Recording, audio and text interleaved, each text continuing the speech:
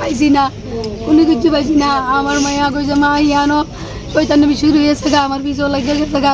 আমি কইছি পিছে যেন লাগছে তুলে তুই বাইতাই পড়। হ্যাঁ বাইতাই পড়ছে, 1 সপ্তাহ হয়েছে শিডিউল জমা দিয়ে বাইতাই পড়ছে। তুইলে আমার মেয়ে বাইতাইছে এরপরে দাইছে বোধ তার একটা মনে করো ফরেস্টের একটা ফর্ম ফিল আপ করছে, তাই মায়া ইন্টারভিউ দিব, মায়া বই কিনাই না জেরেস করে তাই এটা পড়াশোনা করবো বাইতাই পড়ছে। এরপরে মায়া 1 সপ্তাহ বাই ডিউটি করছে। 1 সপ্তাহ পরে মায়া যখন রবিবার সোমবারে গেছে, সোমবার মঙ্গলবার বুধবার আমার জিয়ার এই দেহটা দিছে।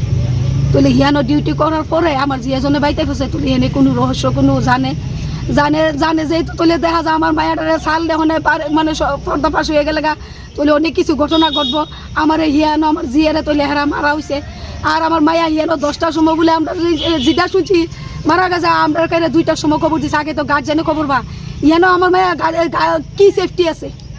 আমার মায়া আয়া যে ডিউটি করবো তুলে মায়ের যে হিয়ানো রেখা দিছে 3 দিন রাত্র 3 রাত্র রেখা দিছে। তুলে মায়া আমার কি সেফটি আছে, তারা হিয়ানো তো কোনো সেফটি বা কোনো কিছু মায়ের হিয়ানো দায়িত্ব নাই। আমার মায়ের রাত্রে ছেড়া দিব তইলে হিয়ানো মায়ের মোরা দেহ যে তো দিছে, এটার মধ্যে তারা রহস্য আছে। আমার এটা আজকে আমি একটা দেখলাম অক্ষণে, এটা আমি কইতে পারি না আমার কাছে পাইছে কিনা। এই সুমন আচার্য হিয়ানের মেয়েতে হে সিসি ফুটেজের মেয়েতে আছে, হে লেখছে যে ডক্টরের নাম কি ডক্টর রাধিকা ডক্টর, তাই না হকন কোথায় তোর রাধিকা অধিকারী রাধিকা রয় ডক্টর, তাই নখন কোথায় তুলে রাধিকা রয় ডক্টর, তাই না কে? আর আমার মেয়ের লগে কি হয়েছে রাধিকা তৈলে সব জানে। এর মেয়েদের জড়িত রাধিকা আছে।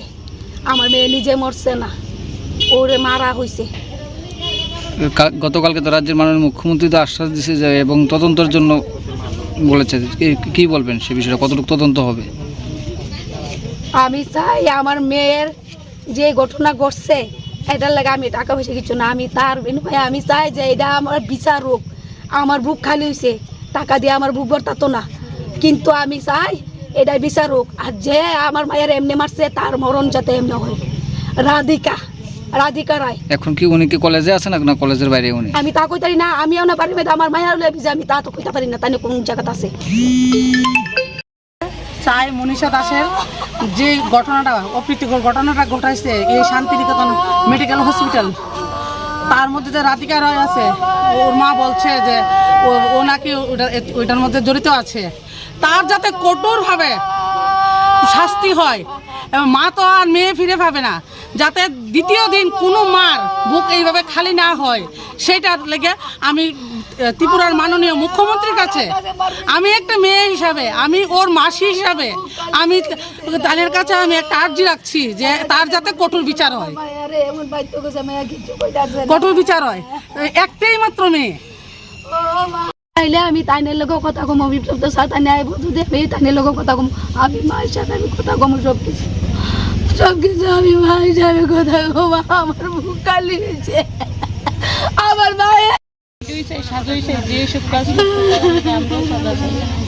একটা মায়ের ঘটনা হয়েছে, সবারই তো ভালো হয়েছে, সবারই তো